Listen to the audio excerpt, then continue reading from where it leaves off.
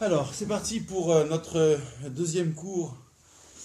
Bon, c'est le troisième en fait, mais le premier n'avait pas été saisi, enregistré au bon endroit.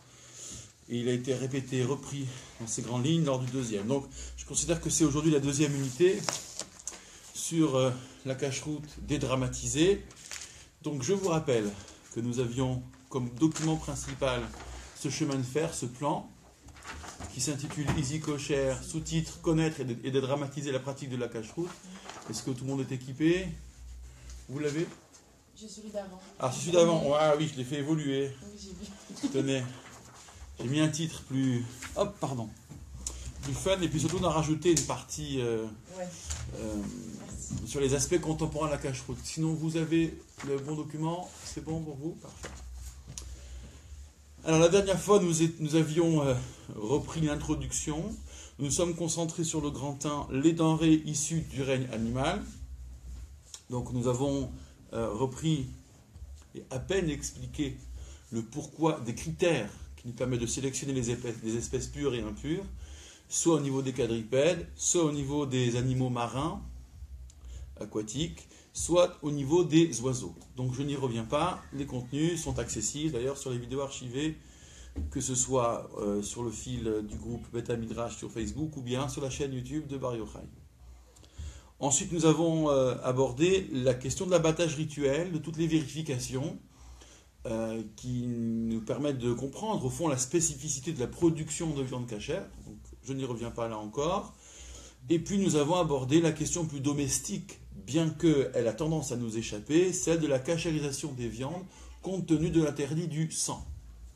Donc nous avions indiqué quel sang était interdit, à quel degré, les techniques de cachérisation, soit par le sel, soit par la grillade.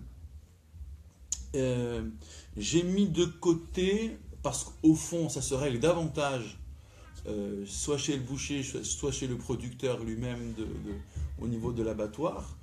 J'ai mis de côté la cachérisation de certains organes, dans la mesure où, même si vous voulez cachériser un cœur, la plupart du temps, il vous est livré déjà cachère, et puis pas dans l'état, je veux dire, prélevé immédiatement après l'abattage, où il faille, voilà, parfois, selon les organes, ouvrir, enlever le sang qui est contenu. Donc, comment on cachérise un cœur, comment on cachérise une rate, ça, j'ai mis de côté. Nous n'avons évoqué que le foie, sauf si ma mémoire est bonne, parce que là, c'est bien plus spécifique, d'autant que le foie ne se cachérise que par la grillade.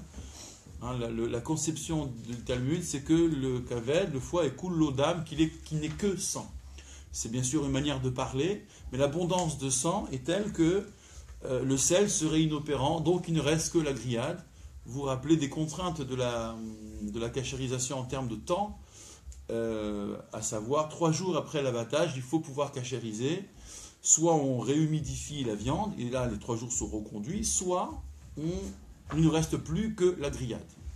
J'avais enfin terminé sur la question des viandes congelées, donc je ne vais pas y revenir, hein. C'était une grande et longue polémique qui est un peu derrière nous dans la mesure où aujourd'hui les viandes produites par exemple en Amérique du Sud sont cachérisées sur place, et puis de toute façon en France, la plupart des points de vente de viande cachère vous proposent une viande, c'est le cas ici à Grenoble, déjà cachérisée, ce qui nous enlève une sacrée épine du pied malgré tout. Mais, à tout le moins, si les circonstances devaient changer, si vous deviez changer de contrée, si vous étiez amené à recachériser une viande par vous-même, il faut détenir ce savoir, parce qu'on est dans l'aspect domestique qui se règle à la maison, donc de la cachérisation. Un dernier point que je n'ai pas abordé s'agissant du sang, c'est les œufs. Là, vous avez peut-être vu faire la vérification des œufs avant de faire une omelette ou de battre des œufs en neige. On est censé vérifier qu'il n'y a pas de sang dans les œufs. Et s'il y avait présence de sang dans le jaune notamment, il faut l'écarter tout de suite. On est obligé de jeter l'œuf? Ouais, on jette l'œuf. Si c'est dans le jaune. Si c'est dans le blanc, il suffirait d'enlever l'impureté et de la jeter. On pourrait conserver l'œuf. Donc la technique est toute simple. Lorsqu'on brise un œuf, on le fait dans un verre transparent qui nous permet de distinguer les couleurs, les impuretés, et on regarde de part et d'autre l'œuf en question, et ensuite on le joint aux autres. Vous allez me dire, mais comment on fait pour cuire des œufs durs, pour préparer des œufs durs, dans la mesure où on n'est pas dans l'œuf, comme dirait l'autre, comme on n'est pas dans la poire, pour savoir s'il y a du sang. On ne va quand même pas scanner nos œufs, il ne manquerait plus que ça. Mais certains y ont pensé, sérieusement. Alors, voici comment on procède. Comme les œufs sont présumés en majorité propres, on va s'appuyer sur cette situation-là. C'est-à-dire que si vous prenez, je sais pas moi, un pack d'une douzaine d'œufs, il y a parfois des œufs sales, des œufs qui ont une tache de sang ou quelque chose de suspect, là l'endroit où il ne faut pas, donc dans le jaune. Mais quelle que soit la proportion, elle est minoritaire et donc réputée, entre guillemets, improbable. Dès lors, on s'appuie sur l'idée que, selon toute probabilité, ces œufs étaient propres.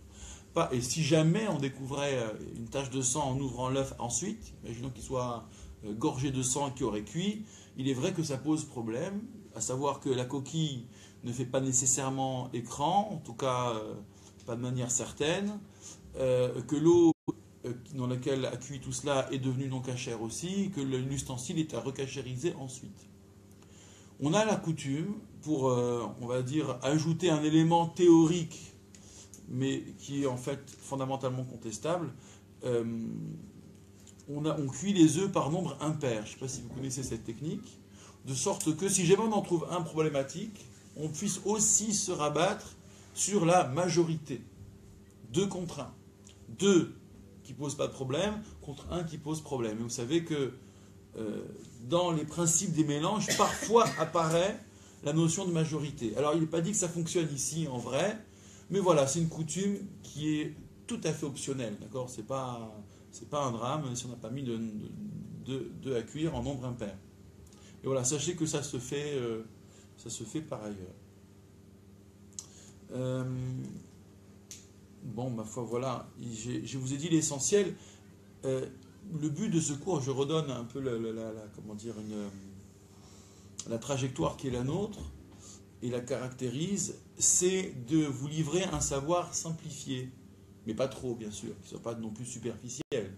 Un simplifié dans la mesure où il y a bien des querelles et des débats théoriques qui sont puissants, qui sont très importants, mais dont vous n'auriez cure dans votre cuisine ou dans votre gestion de la cache-route. Donc plutôt que d'embrouiller avec toutes les possibilités, avec toutes les polémiques, je préférais ne garder que les aspects pratiques qui nous concernent ici et maintenant en 2017, par exemple à Grenoble. D'accord ? Et vous en aurez un exemple, notamment avec la deuxième partie. Donc on va essayer aujourd'hui de conduire rondement cette deuxième partie, en mettant alors de côté 2 ateliers techniques. On va faire une séance de travaux pratiques, je pense, là-dessus. Alors, je ne sais pas si elle sera filmée, mais ma foi, on pourrait. Sur la vérification des légumes et sur le prélèvement de la challah, puisque cette deuxième partie d'aujourd'hui que nous abordons concerne les denrées issues du règne végétal. Alors, je sais bien que dans l'inconscient collectif, pour reprendre une expression jungienne, la cache-route, ça concerne la viande. On va chez son boucher cachère. On a du mal parfois à imaginer que les produits manufacturés du type pâtisserie ou que sais-je sont sujets à analyse aussi, et pourtant c'est le cas, en termes de production, d'ingrédients, et pas seulement sur la liste d'ingrédients qui apparaissent sur les produits eux-mêmes. Et on a encore plus de mal à imaginer que la cache-route concerne aussi les fruits et légumes. S'imagine-t-on aller chez un primeur avec une terouda, un panonceau cachère? Et quelle cache-route il faut aussi déterminer. Eh bien cet aspect, s'il nous concerne assez peu en diaspora, est de l'ordre de la quotidienneté, de l'évidence en Israël aujourd'hui. Pourquoi ? Car je vais vous dresser un petit topo, mais il n'y aura pas tout à retenir, je dirais fondamentalement, sinon qu'il faut s'approvisionner chez des primeurs ou des grandes surfaces où les produits sont cachères, où les fruits et légumes sont eux-mêmes cachères, y compris céréales, puisqu'en Israël, il y a des lois spécifiques de prélèvement des céréales, des fruits, des légumes, et que ceci est relativement méconnu du grand public. La question va se poser aussi, quid des fruits et légumes qui nous arrivent ici en France depuis Israël ? Ah, c'est intéressant, parce que si on est trop précautionneux, on se dit « Oh là là, moi je ne veux pas rentrer dans ces histoires, je ne mange rien des produits d'Israël », vous trouvez dans l'attitude, en tous les cas, et certainement pas dans les intentions, dans la même catégorie que ceux qui veulent organiser le boycott. Donc on a un problème, je dirais, de fibre, de soutien, en tout cas à Israël, majeur. Comment acheter blanc-bleu, mais acheter blanc-bleu cachère? Voilà la question. Et c'est pourquoi je me suis permis d'évoquer cet aspect. D'abord parce que théoriquement, il faut le connaître, mais aussi parce que nous y sommes confrontés aussi en diaspora. Alors de quoi s'agit-il? Donc dans ce grand 2, voyons d'abord, et je ne fais qu'exprimer que les têtes de chapitre, les lois relatives à la terre d'Israël. Alors, la plus connue, c'est la jachère, la Shemitah en hébreu. Vous savez que dans la Torah, on est censé travailler la terre pendant 6 ans. Il y a une chronologie qui, depuis le temple, s'organise. Travailler la terre pendant 6 ans et la laisser reposer pendant 1 an. Et donc en Israël, vous avez un certain nombre d'agriculteurs qui prennent ce risque, qui est un risque financier considérable. Et donc c'est un acte de foi extraordinaire qui est carrément héroïque. On a du mal à imaginer ce que ça représente, parce que vous avez toute une production où il faut impacter une année sans travail, ou en tous les cas sans travail de la terre. C'est plus qu'acrobatique. Et puis aussi, il faut organiser sur un plan économique l'approvisionnement de la population. Donc il faut se mettre à importer pendant 1 an, puisque pendant cette année de jachère, on peut bénéficier des fruits qui ont été produits avant. En revanche, on se retrouve l'année suivante, on va dire en gros la 8e, relativement à la première du cycle de 7, on se retrouve en pénurie si on ne s'appuie que sur les fruits d'Israël. Donc ça c'est le plus connu. Je ne rentre pas dans les détails. Qu'est-ce qu'on fait des fruits qui sont malgré tout produits? Et quid des fruits qui auraient été produits en désaccord avec la loi de la Torah, puisqu'il y a des producteurs qui ne sont pas attentifs à cela. D'où l'importance d'avoir une traçabilité, à savoir dans la période de l'année qui suit la jachère, fruits qui n'ont pas été produits en Israël en contradiction avec la loi, c'est-à-dire donc des fruits qui ont été soit importés, soit des fruits produits sur des sols qui ont été vendus, ce que le rabbinat israélien permet, même si ça fait beaucoup de polémiques, vendus pendant l'année de jachère. Et donc quand des fruits nous arrivent en France, pendant l'année qui suit la jachère, en tous les cas il faut voir espèce par espèce en réalité, d'accord, selon la saison où c'est produit, est-ce que ça a été fait pendant la jachère ou pas? Est-ce que nous savons d'où ils viennent ou pas? Et selon les cas, donc il y a tout un tableau qui est distribué, qui circule notamment sur les réseaux sociaux, qui indique tel fruit de telle date à telle date, s'il vient d'Israël, ne pas le prendre, parce qu'il a été produit probablement contre les lois de la Torah et en année de jachère, étant entendu que les producteurs qui le feraient pendant l'année de jachère auraient du mal à écouler leur stock en Israël. Ce serait un peu compliqué, donc ce serait davantage orienté vers la diaspora. Donc nous voilà récipiendaires précisément des fruits que nous ne pourrions pas manger, en tout cas pendant cette année-là. Autre commandement, là aussi pas trop connu du grand public, mais quand même un petit peu, c'est ce qu'on appelle en hébreu orla. Lorsqu'on plante un arbre, les 3 premières années, on ne consomme pas les fruits. La 4e année, les fruits sont récoltés certes, mais mangés à Jérusalem, ou bien vendus et l'argent dépensé à Jérusalem. Je ne donne que les têtes de chapitre, je ne dis pas le détail de la vente. Et puis à partir de la 5e année, c'est effectivement libre. Il y a parfois des méthodes de culture qui ne tiennent pas compte de cette situation, et on peut se retrouver sans surveillance rabbinique adaptée dans cette problématique. Autre aspect, c'est... alors les prélèvements, je vais y arriver ensuite. Bon, c'est tout ce qui concerne la fiscalité. La fiscalité notamment destinée aux pauvres. Lorsqu'on récolte un champ, on est censé laisser les coins. On est censé ne pas ramasser ce qui a été plié. On est censé, lorsque le blé est mis en botte, lorsque les gerbes sont mis en botte, ne pas revenir si on a laissé une botte qu'on n'a pas ramassée. Bref, ça nous paraît un peu lointain, vous ne cultivez pas de champs, et pour cause, nous sommes urbains, mais ce sont autant de commandements qui garantissent à ceux qui n'ont pas de quoi manger de pouvoir venir glaner, c'est devenu même une figure biblique, de venir glaner sur les champs. C'est comme ça que les gens mangeaient. C'est comme ça qu'on pratiquait une certaine forme de protection sociale. Ce n'est pas l'État qui s'en chargeait, c'était à la charge des agriculteurs eux-mêmes, et ça assurait des denrées de première nécessité, on va dire, ou l'équivalent de première nécessité, à savoir à l'époque les céréales. Bon. Et comme c'est un commandement, du coup, on ne fait pas appel à la commisération des gens. Ce n'est pas la pitié qui est en cause, ni la compassion. C'est une obligation qui garantit, encore une fois, un minimum de denrées disponibles sur les sols pour les gens qui n'ont pas de quoi se nourrir au moins 2 fois par jour. Bon. Je pense avoir donné les lois essentielles. J'en arrive au prélèvement. Alors, c'est aussi un commandement propre aux fruits d'Israël. Alors je vous donne simplement quelques lignes, les lignes comptables de cette fiscalité des fruits et légumes.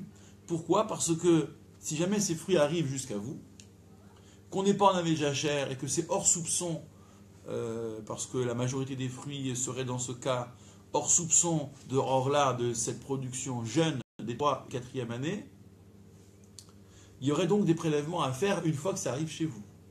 Et donc je vais vous donner, on l'abordera la prochaine fois parce que c'est technique, on va laisser reposer ces informations, je vous donnerai le mode opératoire de ces prélèvements si jamais vous voulez, parce que vous voulez soutenir Israël, faire ces prélèvements en bonne et due forme et pouvoir manger blanc-bleu comme on dit. Alors, le premier prélèvement s'appelle en hébreu terouma. Donc, parce que j'ai un volume devant moi, j'ai d'abord à prélever la terouma. Elle était destinée aux Kohen à l'époque, aux prêtres eux-mêmes. Et si la Torah ne fixe pas de proportion, on a l'habitude de prélever un peu plus d'1 centième. D'après la Torah, 1 grain suffirait pour nous dispenser de ce prélèvement. Seulement avec 1 grain, le Kohen ne va pas aller très loin. Donc on fixe à 1 centième et aujourd'hui on détruit la chose. On ne remet pas un Kohen spécialement. D'abord il faut en avoir un sous la main, mais c'est un peu compliqué. Donc on détruit. Ensuite, une fois que c'est fait, il y a un deuxième prélèvement qui s'appelle Maaser Rishon, la première dîme. Et comme son nom l'indique, dîme ou Maaser, c'est 1/10. Donc ce qui reste, après le fameux centième, il faut en prélever 1/10. Et là, c'est destiné aux Lévis. Les Lévis, donc c'est la tribu qui contient la tribu des prêtres, c'est vrai, mais qui n'avait pas de territoire propre dans le découpage biblique des territoires d'Eretz Israël. Chaque tribu avait son territoire, sauf la tribu de Lévi, qui vivait aux abords des cités, donc il y avait des territoires autour des cités, certes, mais n'avait pas de région à leur charge. Donc il fallait les nourrir, et c'est la fiscalité, c'est l'impôt, en somme, l'impôt biblique qui les nourrit. La charge des Lévi'im, c'était de chanter au temple essentiellement, donc très grosse présence au temple. Ensuite, il y a un 4e prélèvement, enfin un 3e ici prélèvement, qui, alors attention, qui concerne ce qui a été prélevé en termes de dîmes. Donc on cible le Maaser Rishon, et de ce qui a été prélevé, de ce 10e prélevé, on va prélever 1 centième de terouma. C'est-à-dire que le Lévi qui reçoit devait prélever pour redonner au Kohen ce fameux centième. On appellera cela terumat maaser.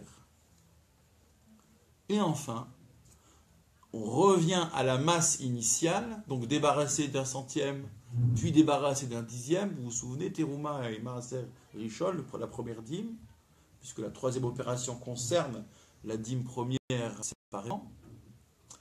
Et là, on prélève cette 2e dîme, on l'appellera Maaser Sheni, qui selon les années, dans sa destination, va alterner. C'est-à-dire que sur 7 années de jachère, les années 1, 2, 4 et 5, cette dîme est destinée à être mangée à Jérusalem. On parlera de Maaser Sheni. Un peu comme le coup de la Orla, vous vous rappelez peut-être. Et puis par contre, les années 3 et 6 sont destinées aux pauvres. Cette dîme est destinée exclusivement aux pauvres, Maaser Ani. Donc concrètement, je fais ce prélèvement, je rachète, on verra comment on fait, et l'argent est destiné soit à Jérusalem, à être consommé à Jérusalem, soit éventuellement aux pauvres, selon les années. De Alors, quelle manière c'est distribué aux pauvres? comment? De quelle manière? Ah ben, il y aurait des organismes pour cela, D'accord. tout simplement, capables de situer les familles dans la nécessité. Et donc, il ne s'agit pas de donner comme cela sans trop savoir, mais effectivement de cibler.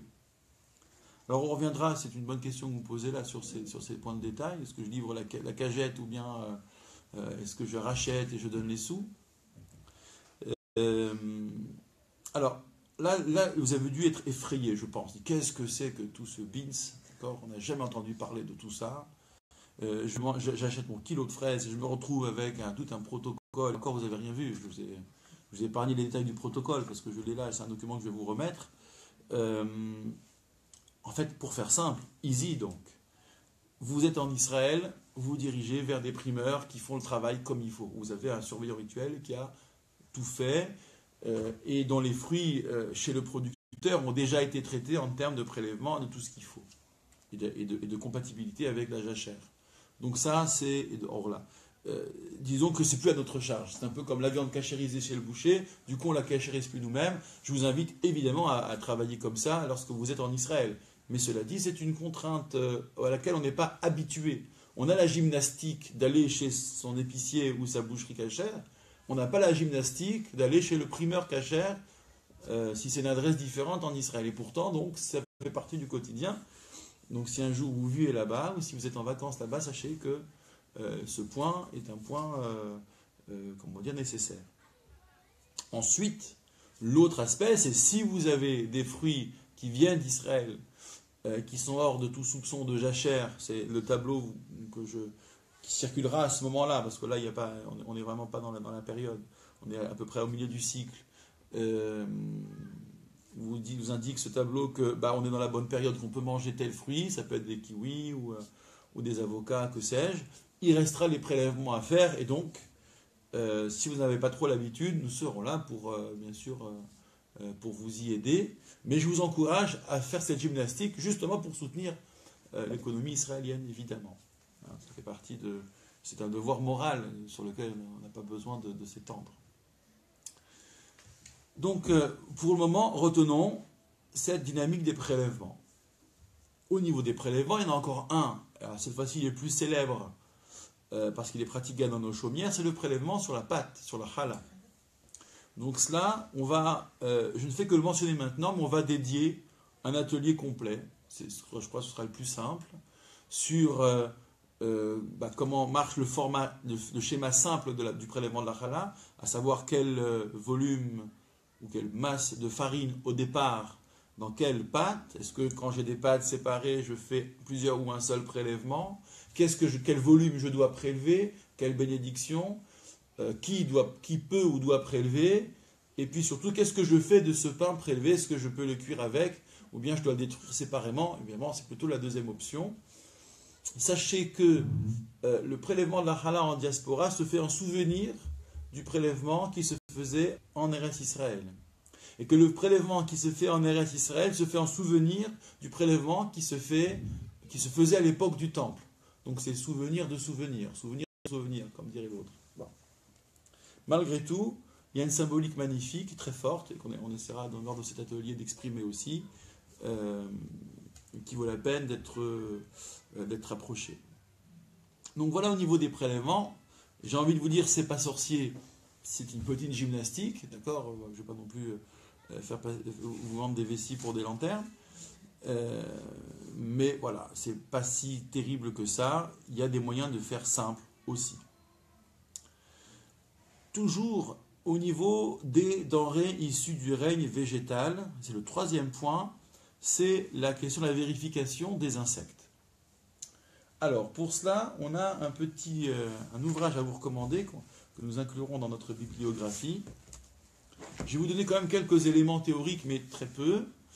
Et néanmoins, vous recommander cet ouvrage qui, je pense, doit pouvoir trôner dans toutes les cuisines, qui est recommandé d'ailleurs, voire même imposé aux surveillants rituels des restaurants. Vous avez des fiches pratiques où, légume par légume, on nous explique comment on fait la vérification. Alors, quelle est la problématique? La Torah nous interdit de manger des insectes.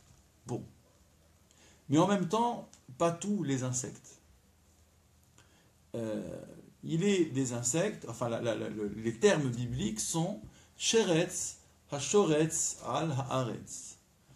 Je vais traduire ainsi, l'insecte qui grouille sur le sol.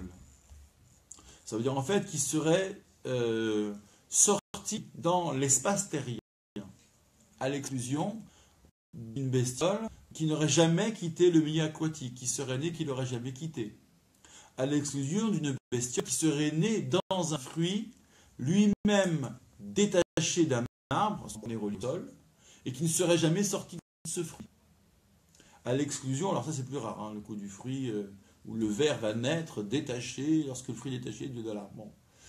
On ne peut pas scanner et un fruit n'a pas sa carte vitale pour qu'on sache à quel moment. Il y aurait aussi, donc, qui tomberait dans la permission, au niveau des fromages, alors on reviendra sur les produits laitiers, c'est toute une affaire. Enfin, c'est un beau sujet, plutôt qu'une affaire, soyons positifs. Vous savez, les bestioles qui vont naître dans le fromage sans jamais en sortir. Et donc, vous avez des fromages qui avancent tout seuls sur la table. Je ne sais pas si vous connaissez, je crois, ce sont des fromages corses. Donc, en imaginant que les autres paramètres de la cache-croûte soient au vert, ça, il faudra les évoquer, c'est encore autre chose. Ce fromage en tant que tel serait cachère. D'accord ? Ce n'est pas les bestioles, les vers, si on peut les appeler comme ça, qui poseraient problème. Évidemment, il reste une autre problématique, celle de nos goûts et couleurs. La Torah nous interdit par ailleurs de manger des choses qui nous dégoûtent. Alors est-ce que c'est un dégoût personnel ? Est-ce que c'est un dégoût standardisé qui serait lié à un moment de notre culture ? C'est essentiellement la deuxième option, de sorte que si vous-même vous avez un plaisir à manger ces vers du fameux fromage qui avance tout seul, mais que la généralité est que c'est plutôt un objet de dégoût, il faudrait donc s'abstenir. D'accord ? Ce qu'on appelle l'interdit de Baal Shaketsu, ne pas faire des choses ou manger des choses répugnantes, dégoûtantes. Bon. Alors, passé ce premier point théorique, il y a donc la problématique dans nos fruits et légumes des insectes, des vers et autres bestioles. Il y a toute une famille, plusieurs familles de bestioles possibles qui pourraient être présentes, soit venant de l'extérieur des fruits et légumes en question, soit ayant évolué en eux, mais au moment où ils étaient rattachés au sol ou à l'arbre. Et je dirais qu'on va distinguer 3 catégories selon la probabilité. Vous avez des fruits et légumes, mais ça dépend beaucoup de la géographie, des modes de culture et le conditionnement aussi. Est-ce que c'est congelé? Est-ce que c'est torréfié? Vous aurez grosso modo 3 catégories théoriques, disais-je, selon la probabilité. Ceux dont on sait qu'ils sont véreux ou qu'ils sont contaminés, selon toute probabilité. Ceux qui sont faiblement, enfin dont la probabilité pour qu'ils soient contaminés est faible, et ceux dont on sait qu'ils sont, sauf exception, pas contaminés. Et vous découvrirez dans ce manuel, on va le faire circuler et éventuellement avec avec célérité nous vous le procurerons. Vous verrez que les degrés de vérification sont plus ou moins poussés selon qu'on a affaire à la première, deuxième ou troisième catégorie. Donc ça nécessite un travail, c'est vrai, au moment où on prépare ces aliments. Il y a peut-être des légumes qu'on va écarter carrément, de type brocoli, c'est un peu compliqué. Des légumes pour lesquels on préférait la formule congelée, ce qui implique un nettoyage intensif. Et les légumes congelés, non pas que les vers sont permis, lorsqu'ils sont à l'intérieur, il faut quand même regarder, mais disons que le nettoyage est tel que c'est un très très bon degré d'hygiène et de propreté physique qui fait que c'est plus facile à vérifier. La question des confitures aussi, confitures de fraises, sachant tout le soin qu'on met à vérifier les fraises, comment se fait-il qu'on puisse consommer de la confiture de fraises? Alors je vais vous effrayer un petit peu, un verre broyé et livré tel quel que nous n'avons pas cherché, nous, à broyer, mais il a été broyé, il s'est mélangé dans 60 fois plus que ces débris. Une fois que c'est servi tel quel, nous avons le droit de le manger. Je n'ai pas le droit, moi, de broyer les fruits, le verre en question. Ouais. Par contre, si l'insecte était entier, il ne s'annule dans aucune proportion. Je peux avoir 1000 fois plus, ça s'appelle Beria, je peux avoir 1000 fois plus que cet insecte resté entier, je considère que ce mélange est interdit. En revanche, s'il est en petits morceaux, 60 fois plus suffiront. C'est-à-dire que toute saveur, vous vous rappelez le coup des 60, je ne sais pas si on l'a évoqué, mais on y reviendra dans le cadre du mélange des viandes par exemple, et dans les mélanges en général. Dans 60 fois plus, une denrée problématique ne l'est plus, sauf certains cas, notamment l'insecte entier, parce que la saveur a complètement disparu. C'est un seuil artificiel, décidé, et qui avoisine en principe toute expérience que nous pourrons faire en termes de gustation. Goûter, s'il y a un 60e seulement, ou moins d'un 60e qui pose problème, on ne devrait plus le sentir normalement. Sauf si ça pèse sur la coloration, sur l'aspect, ou la saveur, parce qu'il s'agit d'un élément très très concentré. Là, je parle de l'aspect agroalimentaire d'aujourd'hui. Bref, donc les confitures, c'est autorisé. En revanche, si vous devez faire votre propre confiture de fraises, ça implique que, puisque vous êtes dans l'avant, que vous vérifiez vos fraises pour ensuite en faire de la confiture, par exemple. Bon. Donc ça, ce sera un autre atelier que nous ferons ensemble aussi, en cuisine peut-être, pour voir un peu comment ça fonctionne et pour montrer que c'est finalement pas si compliqué, même si c'est, je ne vous le cache pas, un peu fastidieux. Préparer de laitue, etc., c'est un peu galère. Pour Pessar, par exemple, pour nos fameux plateaux, qu'est-ce qu'on pourrait préférer qui soit plus facile à vérifier? Des fois, on voit un peu midi à sa porte. On essaie d'aller au plus simple, éventuellement. Mais voilà, cet ouvrage est assez équilibré, dans le sens où il n'est pas demandé des vérifications trop obsessionnelles et irréalisables qui vous démolissent tout, et ce qui fait que rien n'est présentable. C'est de la charpie qui reste et rien d'autre. Donc voilà, je le recommande chaleureusement. Nous le ferons circuler et si Dieu veut, nous pourvoirons pour que vous l'ayez à votre disposition. Est-ce qu'il y a des questions sur ces aspects des denrées issues du règne végétal? On va dire qu'on a fait le plus dur. D'accord? C'est vraiment le plus étrange ou le plus étranger de ce que nous savons généralement de la cacheroute. D'accord? Ensuite, nous ne reviendrons à quelques exceptions près que sur des cas déjà connus. Des choses déjà connues que nous approfondirons. Point de question? Parfait. Alors nous avançons sur la question des mélanges.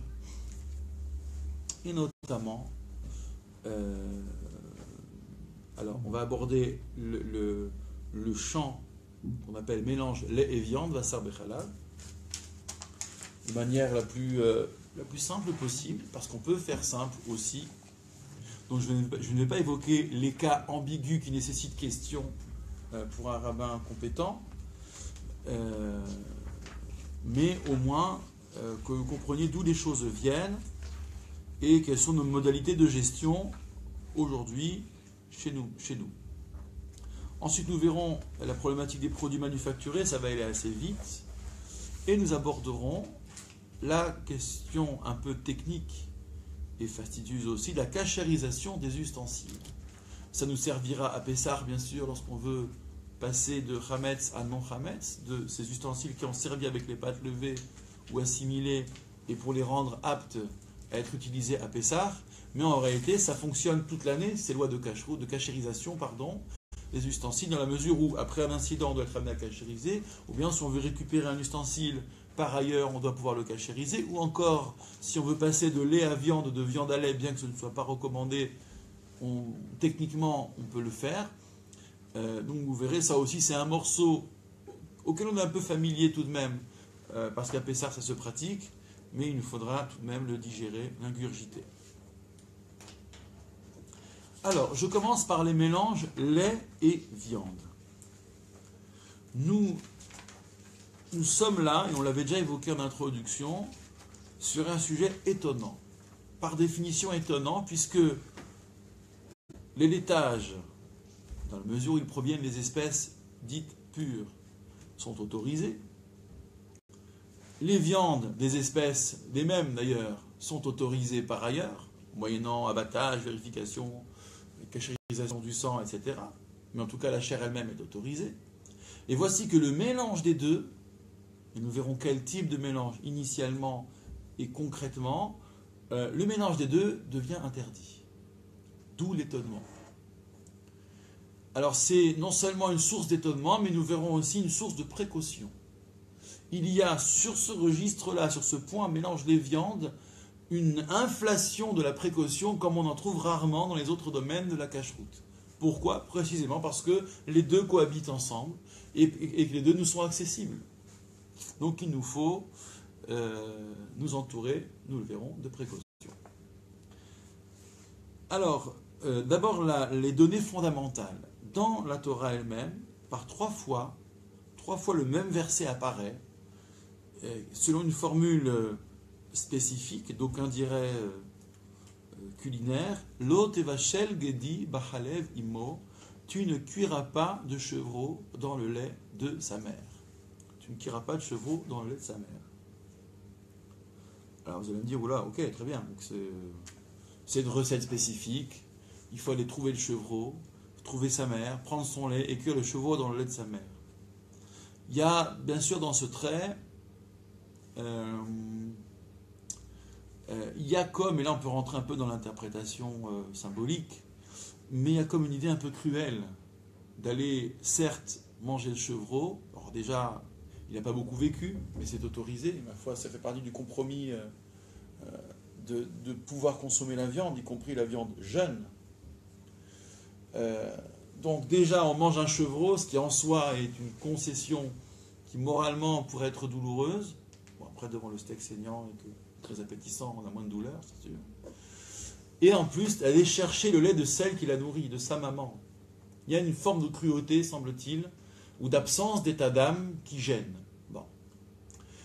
On peut aussi considérer, parce que cette présentation, le chevreau, le lait, sa mère, qu'il y a comme un mélange des genres qui serait dénoncé à travers le mélange des viandes, à savoir le lait d'un côté nourricier, et de l'autre côté la viande morte, la chair de l'animal que nous avons tué, que nous avons abattu, que nous avons fait mourir.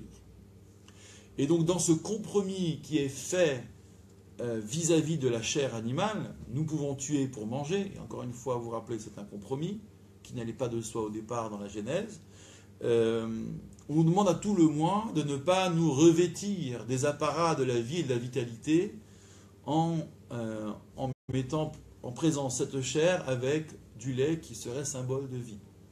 Et là, on entre quasiment sur le champ de la mystique, d'accord, qui va considérer qu'on a ici deux symboles contradictoires, l'un étant la rigueur, la mort, le rouge, l'autre étant la bonté, le lait nourricier, etc. Et c'est vrai que la Kabbale, en général, évite les mélanges entre rigueur et bonté, mais je n'en dirai pas plus sur le champ mystique. Alors, c'est dit trois fois. Voici comment le Talmud analyse la chose. D'abord, on va lire le verset par catégorie et rendre compte de cette triple mention, tu ne cuiras pas le chevreau dans le lait de sa mère. Lecture par catégorie, ça veut dire que chevreau ou tout ce qui s'apparente à chevreau, lait de sa mère et tout ce qui s'apparente au lait de sa mère. C'est-à-dire que ce seront donc toutes les chairs ovines et bovines, d'un côté, et tous les laits issus d'ovins et bovins, même si ce n'est pas le lait de la mère de tel chevreau. D'accord ? On ne va pas chercher la traçabilité à ce point. J'ai lu un article récemment où il est, je ne sais plus dans quel... je crois que c'est dans un État américain, je crois, où on expérimente le traçage des animaux abattus, de sorte que, alors un point assez nouveau, et c'est ça l'expérimentation, de sorte que vous avez un code barre ou un flash code sur l'emballage de votre beefsteak, et lorsque vous flashez, donc vous ouvrez le site qui correspond à ce flash code, vous tombez sur la vie de l'animal que vous mangez, la ferme où il a évolué, peut-être même, je ne sais plus très bien, la vidéo où vous voyez l'animal que vous allez manger. Donc, à terme, on pourra avoir, là je suis à peu près convaincu qu'on va changer vraiment notre façon de consommer, vous aurez l'animal, son environnement, les petits ici il en a fait, sa tête, vous l'entendrez, avant de pouvoir manger une partie de son corps. C'est sympathique.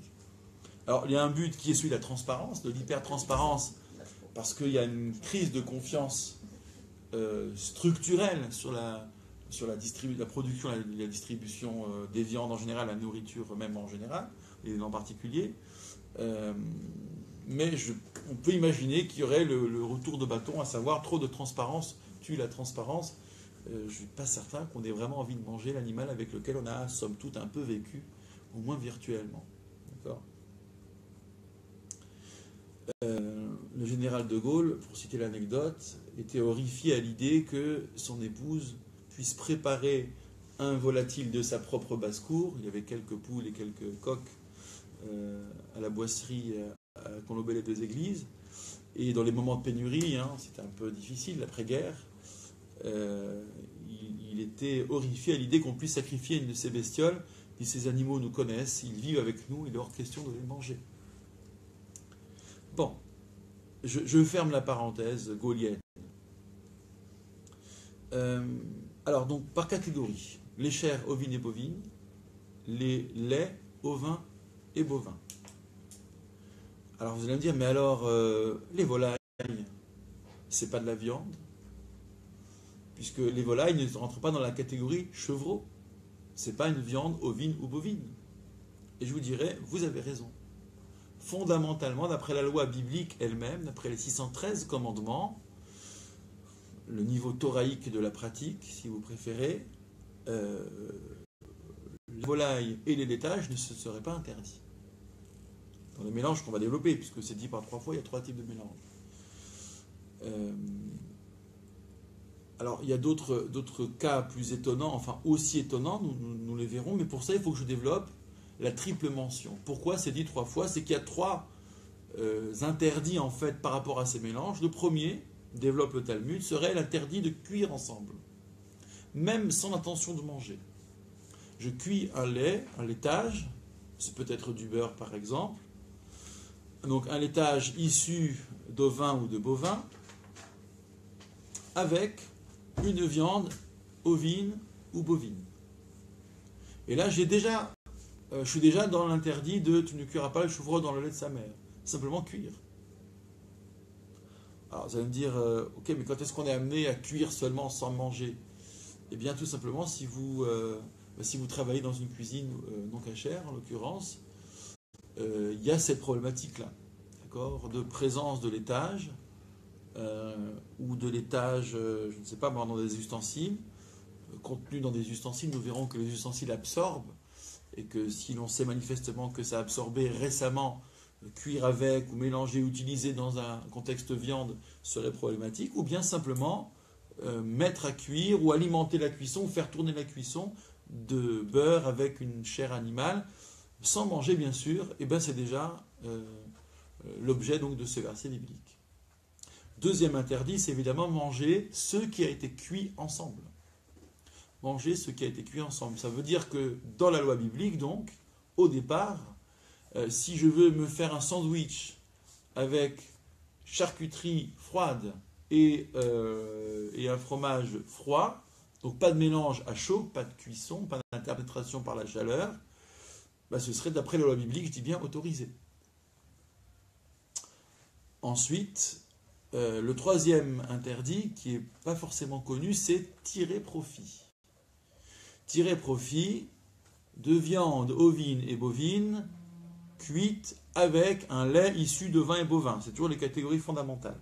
Nous verrons après ce qu'il en est des catégories non fondamentales qui se sont surajoutées. Mais je ne vais pas aller trop loin dans la théorie, vous m'en excuserez, puisque je veux que nous puissions nous concentrer sur l'aspect pratique, c'est le plus simple. Donc résultat, ne pas cuire, ne pas manger ce qui a été cuit, ne pas tirer profit de ce qui a été cuit. Tirer profit, c'est non seulement faire commerce, bien sûr, mais c'est aussi offrir, voire même donner à l'abandon à un animal vagabond. Donc aucune utilisation en réalité, il faut comprendre, dans l'expression tirer profit qui est directement traduite du Talmud, de la Mishnah, il faut comprendre aucune utilisation possible, sinon la destruction. Bien. Alors vous allez me dire, mais dans la pratique, c'est pas comme ça que ça marche. Dans la pratique, on est aussi sévère avec les mélanges volaille et laitage. Dans la pratique, même à froid, on ne mange pas ensemble lait et viande, et même on attend un certain délai qu'on va exprimer, et voire même on sépare nos vaisselles et nos cuisines, etc. Donc comment ça fonctionne? Alors ça vient, et c'est ce que j'ai exprimé à l'instant, ça vient de ce que les deux types de denrées, laitage et viande, nous sont accessibles dans l'absolu et vivent dans la proximité, pour ne pas dire la promiscuité. Donc les risques sont grands. D'où un certain nombre de principes de précaution. Et là, ce sont les maîtres de la Mishnah qui en auraient hérité ou bien qui l'auraient développé, c'est selon, et je ne vais pas rentrer dans le détail, et qui ont placé toute une série de précautions, et on connaît bien ce terme aujourd'hui à travers le principe de précaution. Qu'est-ce que c'est que le principe de précaution? Ce n'est pas la prévention devant un risque que l'on peut quantifier. La précaution, c'est on sait qu'il y a un risque. On ne peut pas le quantifier, mais en l'absence de connaissance, on évite toute prise de risque. Parce que toute situation dangereuse, toute l'économie est faite de ça. Hein. On ne vit pas, on n'entreprend pas, on ne commerce pas sans risque, on ne produit pas sans risque. Seulement, il y a des risques acceptables, des pourcentages de risques acceptables et des pourcentages inacceptables. Donc on fait avec l'acceptable et on fait en sorte que les données soient fiables. En revanche, il y a des circonstances où on ne peut pas quantifier, d'où principe de précaution. Et donc c'est une grande notion contemporaine. C'est celle-ci qui est à l'œuvre dans notre affaire de lait et de viande. Principe de précaution, ça va nous conduire à simplifier en fait à outrance. Et non pas compliquer. Simplifier, c'est-à-dire toutes les chairs animales sont tenues à l'écart des laitages. Même si ce n'est pas le même degré. À savoir proximité, cuisson, ovin, bovin avec laitage, c'est l'interdit biblique, mais volaille avec laitage, c'est un interdit rabbinique. Donc cette nuance, elle sera d'importance dans le dénouement de certains cas litigieux, difficiles, où le décisionnaire ne réagira pas pareil selon qu'il s'agisse de viande ovine ou bovine, ou bien de volaille. Bon. Donc cette petite nuance théorique est intéressante et se retrouve dans certains arbitrages. Et également, on va tenir à distance dans la gustation et dans l'espace lait et la viande. Dans la gustation, c'est-à-dire que même si à froid, on pourrait manger ensemble lait et viande, eh bien, nos maîtres vont nous l'interdire pour ne pas mélanger les saveurs, que nous accoutumions à ce mélange des saveurs. Et de la même manière, on tiendra un écart de temps, on observera un écart de temps entre la viande et les laitages, ou bien entre les laitages et la viande.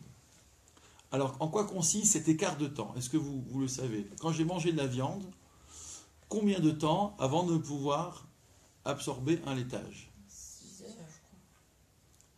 Alors bravo, la réponse majoritaire, c'est 6 heures.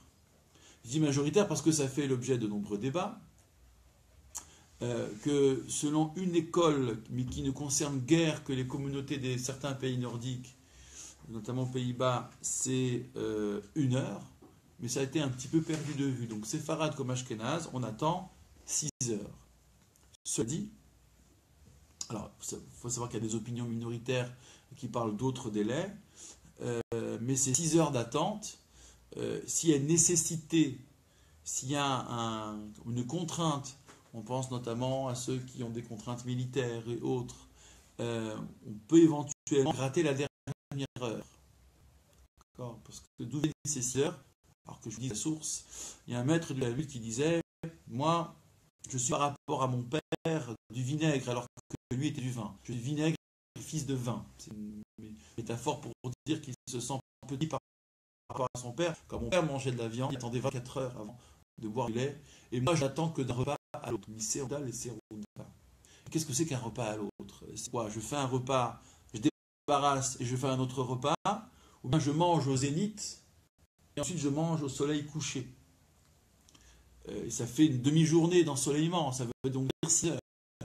C'est plutôt la deuxième version qui a bien cheminé, finalement retenue, et pas la séparation arbitraire d'1 heure du moment qu'on change de repas, dès lors que ces 6 heures sont en fait la moitié d'un ensoleillement médian, c'est-à-dire lorsque nuit et jour sont à peu près équivalents, 6 heures, enfin 12 heures et 12 heures. Mais la vérité, dans les jours d'hiver, par exemple, au Moyen-Orient, où l'ensoleillement est plus petit, la demi-journée, elle est moindre.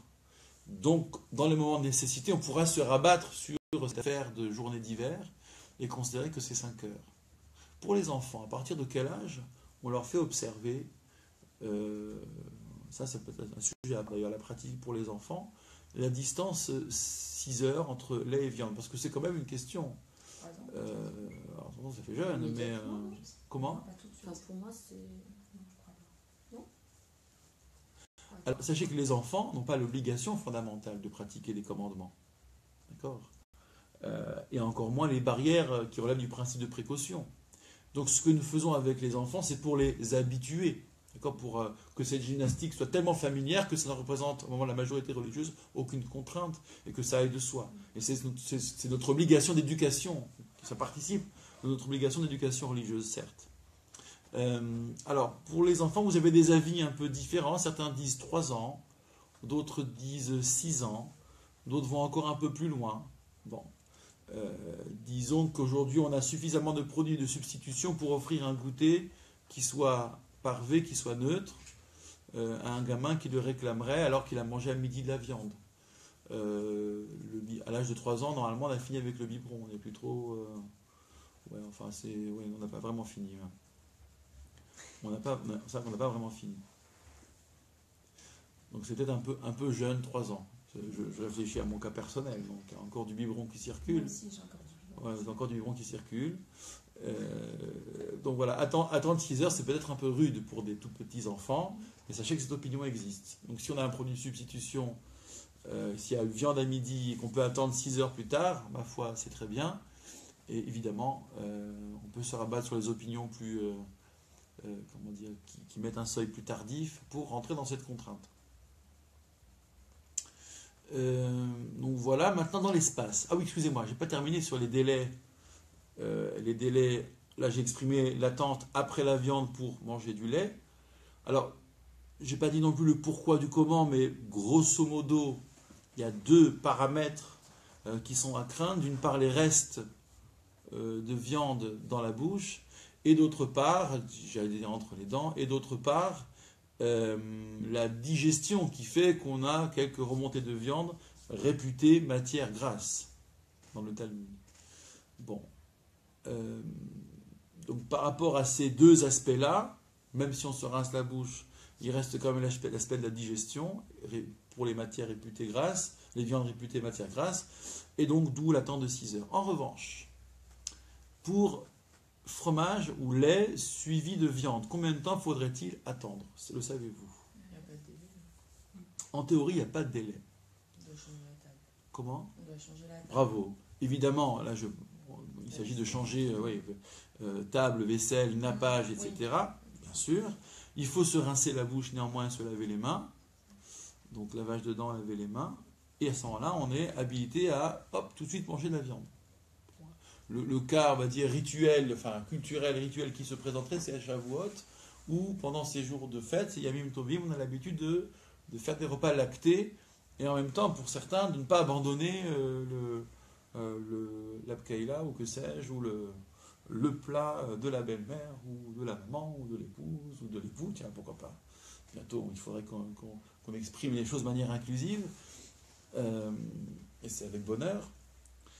Et ceux qui nous écoutent ici peut-être acquiesceront. Et donc, dès lors, on peut se retrouver à Shavuot dans cette configuration, laitage, puis viande. Bon, je ne sais pas si sur un plan diététique, c'est hautement recommandable. Ça, ce n'est pas mon cœur de métier, mais ça mérite qu'on s'y intéresse. Alors, ceci est donc vrai. On peut dans l'immédiateté quasiment passer de lait à viande, sauf, il est vrai, pour des fromages réputés, je mets des guillemets, fromage dur. Alors, l'expression gvina kasha, fromage dur, c'est pas au sens où nous l'entendons, c'est au sens où le Talmud l'entendait. Et là, c'est loin d'être évident de se replonger dans des données de l'époque. Qu'est-ce que c'est que ce fromage dur? Est-ce que c'est dur en goût? Ça veut dire un fromage très fort? Ou est-ce que c'est dur en consistance? Vous avez 2 écoles, grosso modo.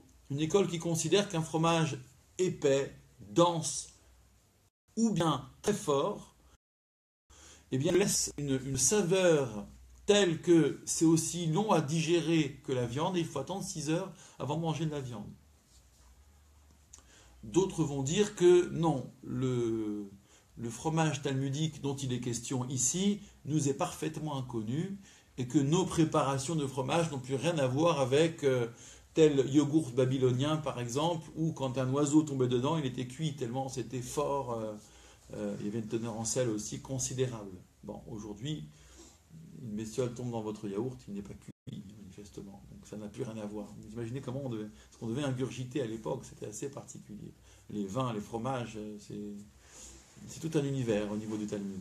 Donc cette deuxième école va dire, notamment Rav Yosef, que ces fromages-là, ils n'existent plus. Donc quel que soit le fromage, le laitage, on peut directement, moyennant rinçage, débarrassage, etc., manger de la viande. Vous avez les deux écoles, sachez-le, et vous avez, si j'ose dire, le choix de regarder dans vos familles comment cela fonctionne. C'est là que ça devient intéressant de voir quelle est la coutume familiale, comment on se comporte avec les fromages durs. Je sais bien, par exemple, en Afrique du Nord, on n'est pas très fromage, on ne connaît pas beaucoup, on n'a pas forcément des habitudes très ancrées, mais ça vaut le coup de se renseigner.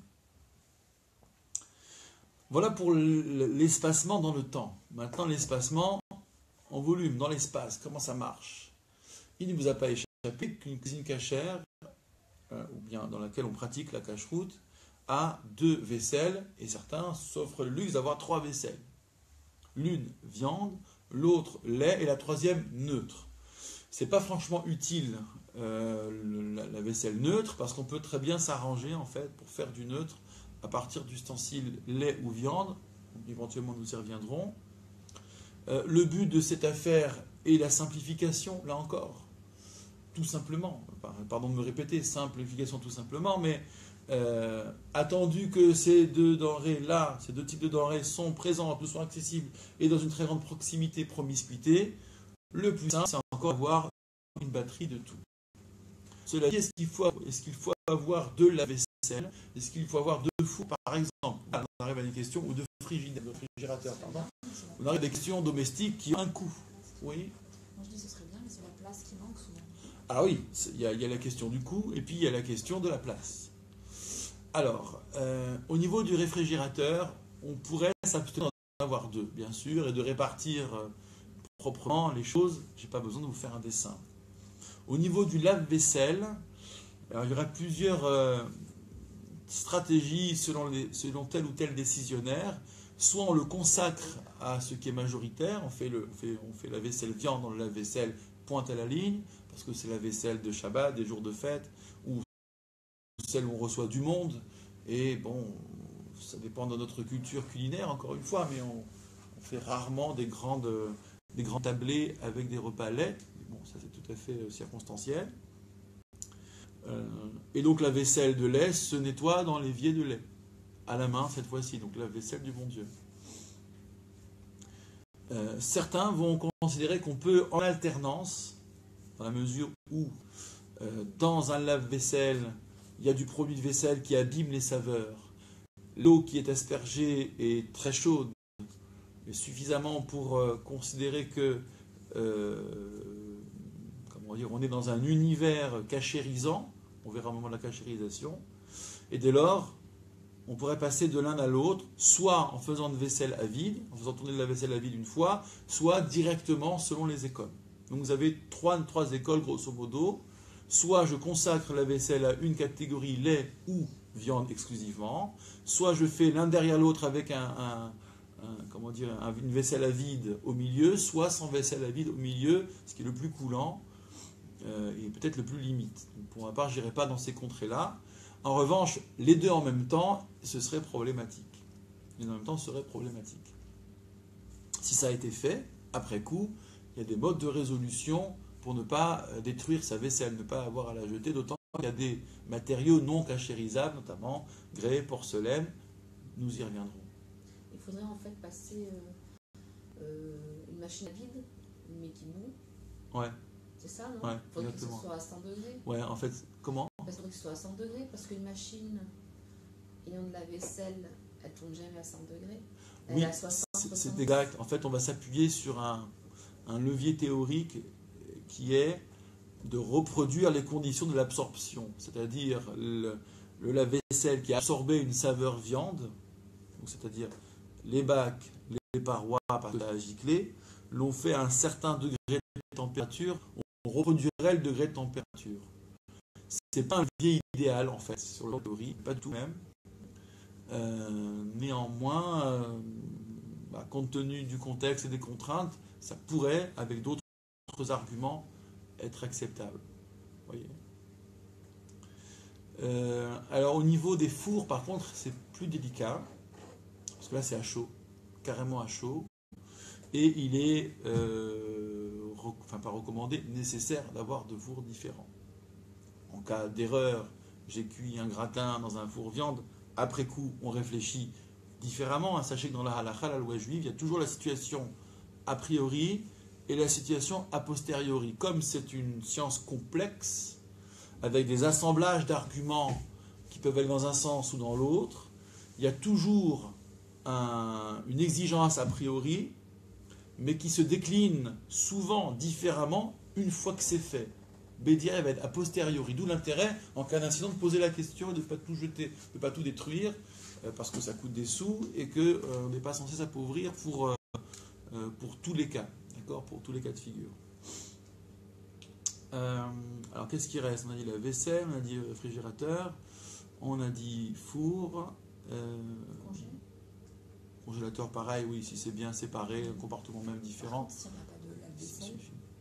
Comment? Si on n'a pas de lave-vaisselle. Pas du tout de lave-vaisselle? Oui. Ah bah c'est très simple, donc on fait tout à la main. Oui, mais le bac du... Alors l'évier. Si on n'a qu'un grand bac. Ah très bien, très bonne question. Ça peut arriver. Très très bonne question. Là par contre, bien sûr ça peut arriver. Là on a invité à aménager un peu les choses, avoir au moins deux bacs, si possible même deux éviers différents. Voilà. Mais c'est gérable avec deux bacs. À proximité. Alors on ne ferait pas les deux en même temps. D'accord. Il y en a qu'on réserve au lait, l'un à la viande, mais on les remplirait pas en même temps si possible. Même si ça communique en dessous, on va dire que compte tenu du fait que ce soit relativement pas à chaud et qu'il y a du produit de vaisselle détergent qui abîme les saveurs, on peut dire que ce contexte-là est plutôt favorable. Donc un seul bac. Alors il y a des écoles qui vont vous dire que allez, c'est faisable, dans la mesure où on le fait en alternance. D'autres qui vont dire qu'il vaudrait mieux trouver un autre évier pour laver la vaisselle de lait. Ça dépend de la matière de l'évier, je crois. Si c'est l'inox, on peut cachériser avec de l'eau bouillie. Alors ça c'est bravo, ça c'est encore un autre Donc, aspect. Comment d'émail, cachériser l'évier? Voilà. Comment cachériser l'évier, ça nous y reviendrons pour Pessar notamment. Ça dépend de la matière. Mais là sans rentrer dans cette difficulté, alors oui, Moi je prends une bassine. le système de la bassine, oui, ça dépanne aussi. C'est un peu acrobatique, ça c'est plus sur les lieux de J'ai deux vacances. bacs, mais ils sont pour la viande et pour le lait, j'ai une bassine que je mets dans le grand bac. Que vous mettez dans le grand bac. Donc ça aussi c'est une technique. C'est une bonne idée. Ouais, excellent, La bassine. excellent. Voilà, dernier petit point, on fait en sorte de bien distinguer la vaisselle, lait et viande. Donc des ustensiles, des types d'ustensiles qui est vraiment une apparence différente, qu'on ne se trompe pas même en réflexe. On évite même, autant que faire se peut, les ustensiles qui pourraient passer de l'un à l'autre, notamment dans le rite séfarade. Le verre est réputé impétrable, je veux dire par là, qu'il pourrait fonctionner pour le lait et pour la viande, du moment qu'il est rincé entre. A priori, on évite tout de même, pour toutes les confusions que ça pourrait générer, d'autant que si c'est un peu abîmé, s'il y a des fissures et autres, nous sommes dans une problématique de véritable mélange des viandes. Donc on évite, et puis en cas d'incident, c'est évidemment très aisé à déterminer qu'il n'y a pas mort d'homme, si j'ose dire, si on est passé avec du verre de l'un à l'autre. À froid notamment, et même à chaud d'ailleurs. À chaud pour les Sfaradim. J'ajoute que, s'agissant des couverts, on a l'habitude certains de percer, ou d'avoir des couleurs différentes, ou de percer les ustensiles lait, le couvert lait, et de... Bon, ben ça c'est une gestion, qui n'est même pas à titre indicatif, c'est une technique, d'accord. Bon, là, je défonce des portes ouvertes, tout ça vous connaissez, et donc je ne vais pas m'appesantir. Allez, dernier cas que j'aurais à vous soumettre. Et là, on rentre dans des subtilités, mais c'est tellement pratique qu'il faut tout de même que nous puissions nous en rendre compte.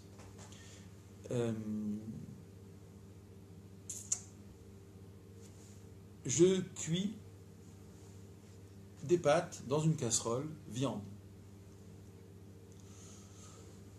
Ces pâtes, ensuite, je les transfère, je les égoutte et je les transfère dans une assiette de lait. Et ensuite, je saupoudre de fromage râpé. Est-ce que ceci est autorisé ou pas? Si les Si cachets. vous touchez pas, Oui, tout est caché. si Ouais. vous touchez pas. Je touche pas quoi, sinon, c'est-à-dire? ah non, pardon.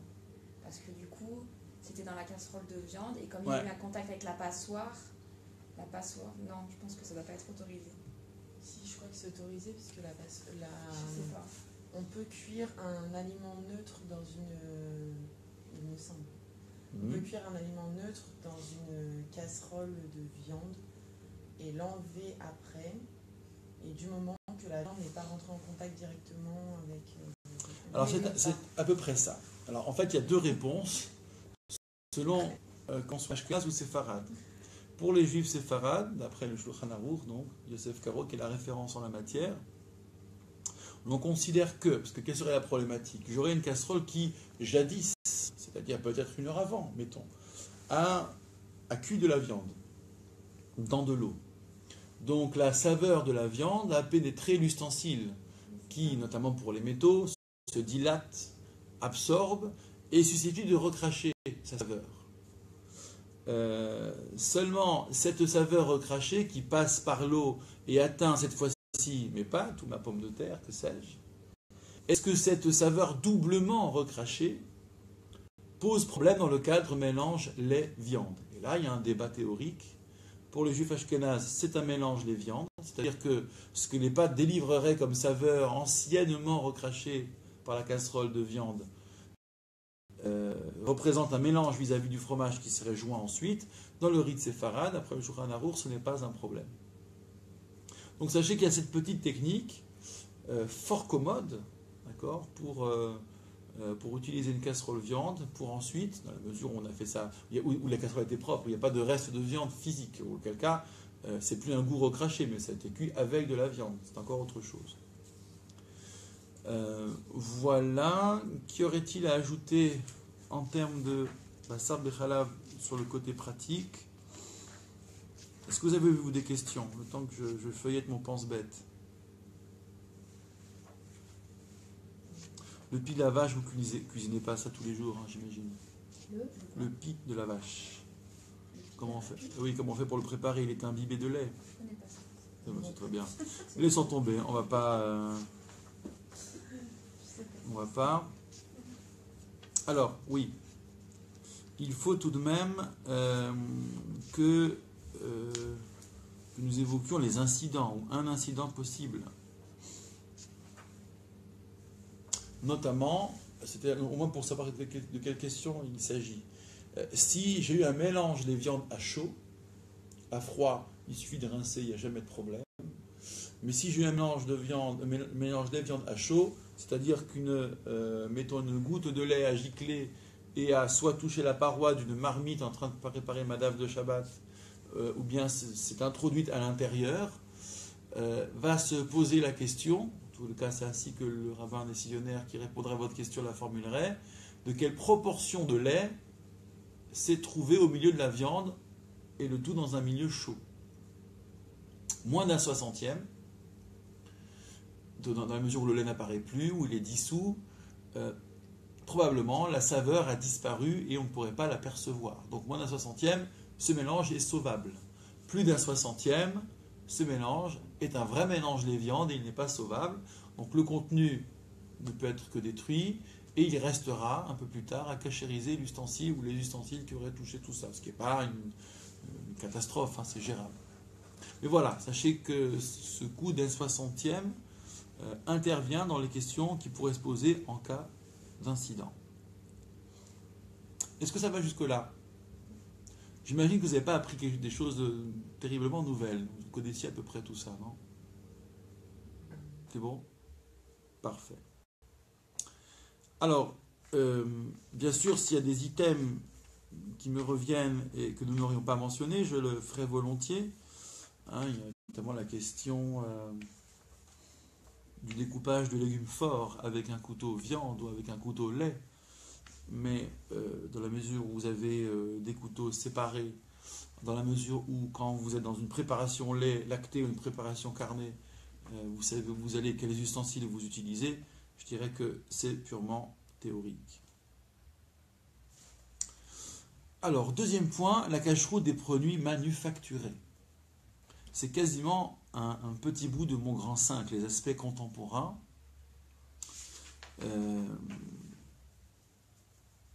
Alors, ça, produits manufacturés, c'est un comportement, la cache-route, qui est très voisin d'une consommation bio, par exemple, qui se veut authentique, qui se veut fiable, ou bien d'un régime spécifique, quel qu'il soit. C'est-à-dire qu'on va rechercher le label, on va se renseigner sur la composition, sur les modes de production. La problématique des produits manufacturés, c'est que vous ne savez pas exactement les contenus. On ne peut pas toujours les qualifier. Parfois, c'est une formule chimique ou un E quelque chose qui apparaît, on ne sait pas d'où cela provient. Qui est un volet théorique dont nous ignorons parfois jusqu'au grand trait. Je veux dire par là qu'il y a des mélanges autorisés, certes, mais tous les mélanges ne sont pas autorisés. Je vous donne un exemple.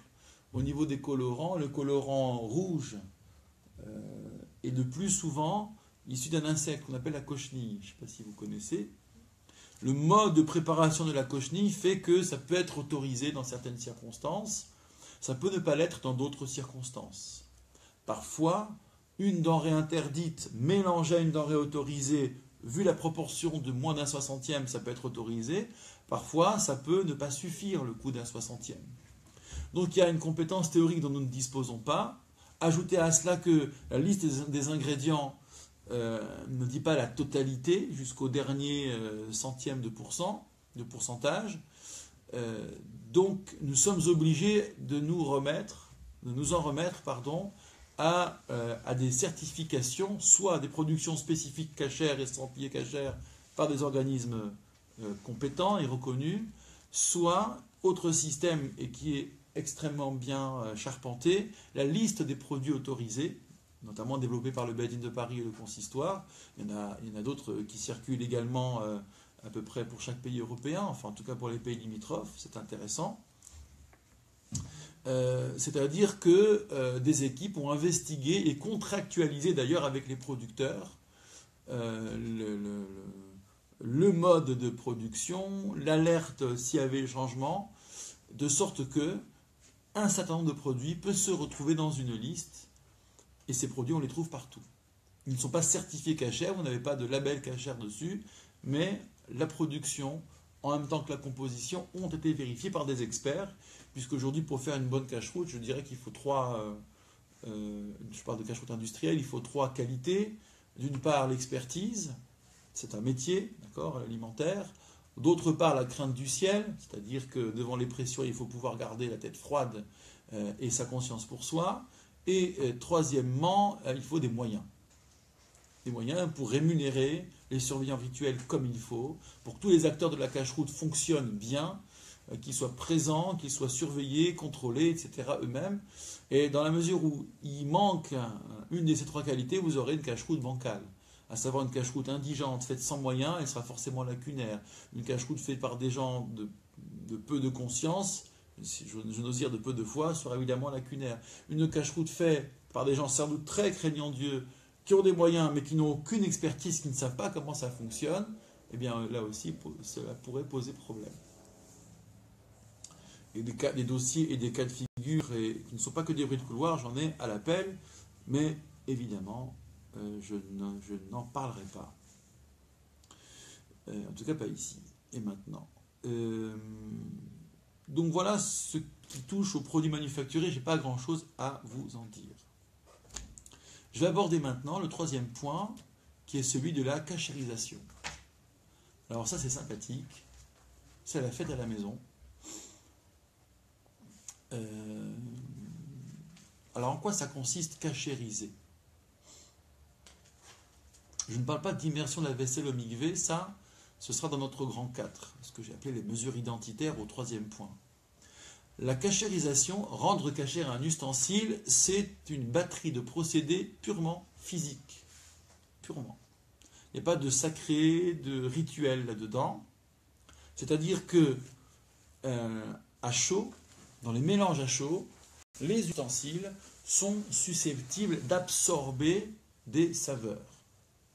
Un grand chef pourra vous dire, si vous l'interrogez, que dans des ustensiles qui sont destinés à cuire les poissons, il est hors de question de cuire une viande. Cela se sent, cela altère le goût, à moins que cela participe de la recette. Alors, nous ne faisons pas les mélanges viande et poisson, d'ailleurs je ne l'ai pas évoqué ici. Tiens, ça fait partie des items qui manquent, je fais juste une parenthèse. Le mélange viande et poisson dans la même assiette, en fait, les ustensiles eux-mêmes, c'est pas bien grave, est interdit par le Talmud au titre du danger que cela représente. Sauf que, point 1, on ne sait pas de quel danger il s'agit au juste, on a du mal à le caractériser. Est-ce la mastication? Mastiquer trop fortement une viande, si on passe au poisson, c'est peut-être dangereux parce qu'on peut avaler une arête, que sais-je. Est-ce que ce sont les substances elles-mêmes? Alors là, mystère et boule de gomme. À noter, point 2, que Maïmonide n'a pas reproduit cette affaire de poisson et viande. Dans le Shulchan Aruch, le code de loi, au XVIe siècle, ça y figure. Donc on a l'habitude de ne pas mélanger poisson et viande. Lorsque je mange du poisson, je mange un bout de pain, je bois un verre d'eau pour me rincer la bouche. Certains se lavent les mains, quoique aujourd'hui nous mangeons avec des couverts, et passent à la viande. Simplement ça. Mais en tout cas, dans la même assiette, on évite. Il y a ce petit rinçage. Donc voilà. L'ordre? Oui. Comment on Alors, explique plutôt poisson puis d'abord et la viande après, ouais, pour plutôt bien- poisson puis viande, dans la mesure où la viande ça reste un peu, mais en théorie on pourrait en fait faire aussi l'inverse. Donc il y a une préférence pour l'ordre poisson viande, et en même temps dans un moi je prends l'exemple des cocktails, vous êtes sur le coin grillade, vous vous jetez dessus, vous êtes à Morphale, le mariage a commencé beaucoup trop tard et vous voulez en découdre avec le buffet qui est succulent, puis bam, vous tombez sur le coin saumon, tarama et autres sushis. Bon, voilà, ceci est possible. Voilà, ça c'est une petite confession de gourmand qui vous parle. Mais en théorie, il vaut mieux commencer par le poisson et ensuite basculer sur la viande. Je ferme la parenthèse. Voilà, sur les mélanges, j'avais oublié de l'évoquer. Je reviens donc à la cachérisation. Les ustensiles absorbent à chaud. Et selon les cas de figure, on doit pouvoir retirer la substance absorbée si ou bien les viandes et on veut transformer l'ustensile en ustensile destiné au lait. Voilà. Donc on a eu un petit souci de connexion, cela revient. Donc je disais, il y a deux stratégies dans la cachérisation, soit retirer ce qui a été absorbé, soit détruire dans l'ustensile même ce qui a été absorbé. Alors tous les matériaux ne se prêtent pas à ce petit jeu. Soit aucun des deux, soit un seul des deux, mais rendu impossible, vous allez voir pourquoi. Alors les ustensiles qui n'ont pas besoin de s'y prêter, je vais commencer par eux, ce sont tous ceux qui sont en verre, pyrex, duralex, arcopale. Dans le rite séfarade, on va s'arrêter sur le rite séfarade ici, puisque nous sommes en totalité séfaradim. Dans le rite séfarade, il n'y a pas besoin de cachériser le verre, il suffit de nettoyer. Dans la mesure où la surface est lisse, pas trop ou trop abîmée. En revanche, pour les métaux, de manière caractéristique les métaux, et les plastiques durs qui le supporteraient, là, l'ébouillantement, c'est-à-dire la stratégie qui consiste à retirer ce qui a été absorbé, pourrait fonctionner, sous certaines conditions. Et puis ensuite, vous avez les ustensiles en métal, mais qui sont utilisés à sec, sans eau, où là, l'ébouillantement ne suffit pas, parce que le mode d'absorption ne s'est pas fait par l'eau, et donc, mais par le feu, par la chaleur pure, et donc à sec, et donc il faut reproduire ce même scénario, donc poêle à frire, moule à gâteau, etc. Et là par contre la cachérisation se fait à sec, sans eau, Et l'autre stratégie, c'est de détruire à l'intérieur même de l'ustensile ce qui a été absorbé, et ça nécessite de porter à une température telle que des étincelles en jailliraient, autant dire que peu d'ustensiles supportent cela. D'accord, ils sont démolis tout simplement. Idem pour les ustensiles qui tombent dans cette troisième catégorie, qui sont non cachérisables par l'eau parce que trop poreux, bien trop poreux, et c'est notamment tous ceux qui sont en terre, en grès, en porcelaine. La fonte, Et donc, comment ? la fonte aussi, non? La fonte, c'est plutôt un métal, donc ça fonctionne comme un métal. On met dans le même groupe la fonte et l'inox, par exemple? Ouais. Ah Ouais.